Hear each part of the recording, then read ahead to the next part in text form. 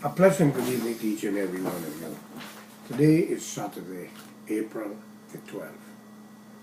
Time 8 p.m. Today I had an opportunity to visit a meeting in Queens, New York. I was very surprised when question was thrown to me about our political issue in Guyana. And a few weeks ago, the Attorney General made a visit here as much as he done in Canada, and many questions was asked. I am not the one that is giving the permission to answer on behalf of the Guyana government or anything else, so I had to smile.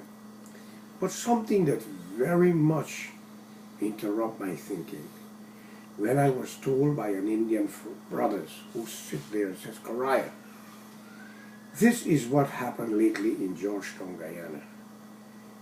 Maybe a few weeks ago, a Guyanese Indian businessman was kidnapped and a ransom was asked for 50 million.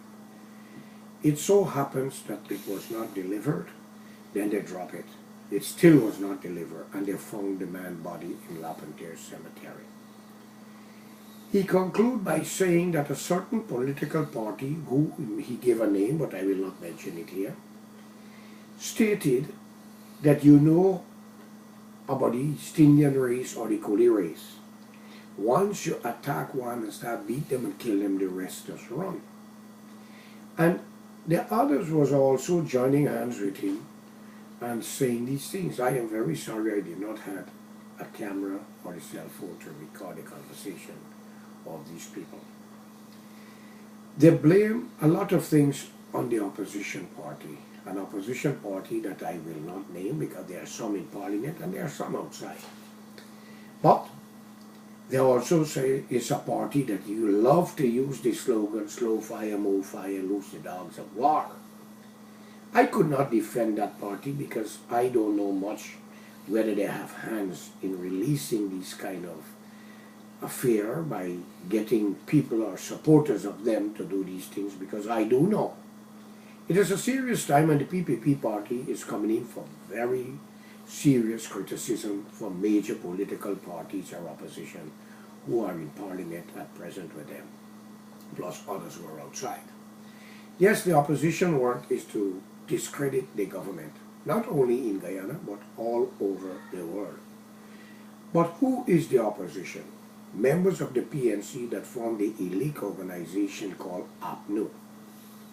And the rejects or the follower from the PPP, Mr. Moses Nagamutu, Mr. Ramjatan, who was very good stallion of the PPP, defender of Dr. Jagan and his wife and the policy of the PPP, whether they were leading in the wrong dimension of communism at the time or not.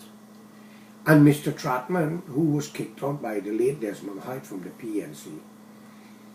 And these are oppositions also that form a party called the AFC, after fooling the country, or after fooling the Coolie.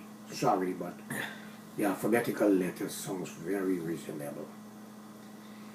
I have nothing against Mr. Ramjatan or Mr. Tratman or Mr. Nagamutu. But here are three reject come together because they could not get their way from the two major parties. So they come now and they form an organization and name themselves a party so they can do what they want to do. Ladies and gentlemen, yes, APNU, with the help, which is PNC, the Working People Alliance, CN Sharma party called Justice for All, and many other parties form APNU. There are good women and men in these parties, but there are some elements in all parties that are very vindictive, corrupt, and wicked.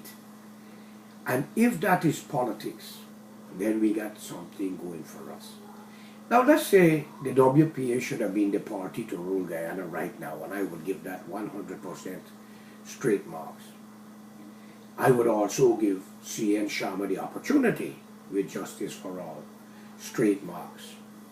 But joining with PNC to form APNU with other delegated members of other parties still seems to be good, but there's some cleaning up and something I can't understand. Will you hire a thief to guard your bank if you are not secure to watch it? Or will you hire a butcher to destroy innocent people when you may have to keep your eyes on him? Ladies and gentlemen, it is the right of an opposition party to challenge a ruling government, any part of the world, United States, Russia, England, anyway. The PNC had Guyana for 20-something years. It was a coalition government put them into power. Dr. Jagan with the PPP had 22 seats. Burnham had 18, and the United Force with Degar had 7. Degar went to Jagan to collate and he rejected and called him an imperialist servant or slave. Jagan didn't care what happened to Georgetown or what happened to Indian race, whether they die or they burn down. His shout was still communism.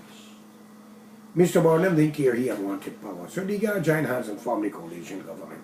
Several Indians crossed the floor and joined the PNC with Degar. And that is where we had a coalition government, led our country to independence in 1966, the 26th of May. Then we get Republic.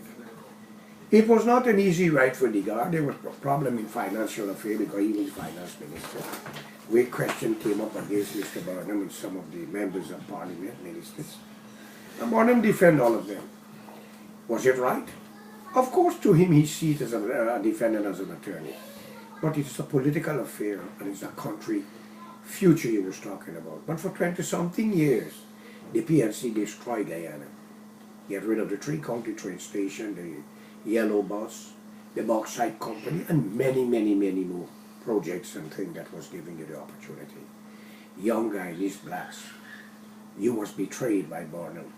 Hite was the only one trying to make a difference by bringing back democracy, lifting the ban from all the food items and everything that Burnham have done. Yes, under the Burnham government, racism was too much. Blacks believed they were on power, they could have done anything. Indian women cry, men cry, and I'm not lying, I know a lot of them. So, there comes 1992, and the fear of free election came. I give in to it because Jimmy Carter was there, thanks to the help of URP and RP and many of them who lobby Washington, and you will know some of the key players as we go down into this.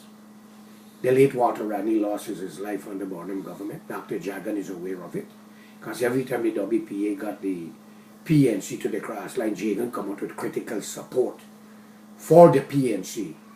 So who really was he backing? What was he thinking?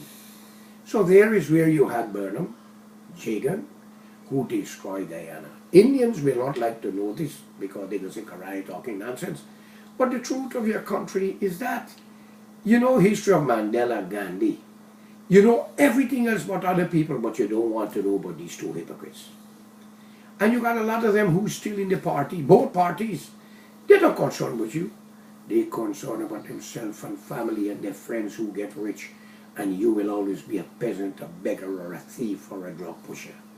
Ladies and gentlemen, wake up. It's a new beginning. Save Guyana, save yourself, and look for a better future. I know they may not like what I'm telling you or what I'm saying.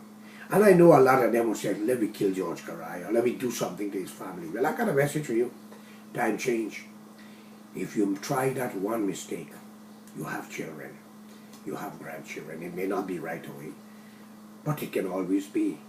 Your mission can fulfill if you make one silly mistake. If you make accident, we are the master of it. If you try anything foolish, selfish, or corrupt, we can master it. This world belongs to all of us, or it will be for none of us. It's not a threat, more likely it's a warning. Do unto others as you would like them do unto you. No man live forever. Napoleon, Hitler, Caesar, Gaddafi, Saddam Hussein, the Shah of Iran, and not forgetting even the great Nelson Mandela, the peacemaker of South Africa, a man who became the president and give it up and enjoy his old days and carry a great name until the day of final destination, the cemetery. So ladies and gentlemen, thank you for this first 10 minutes.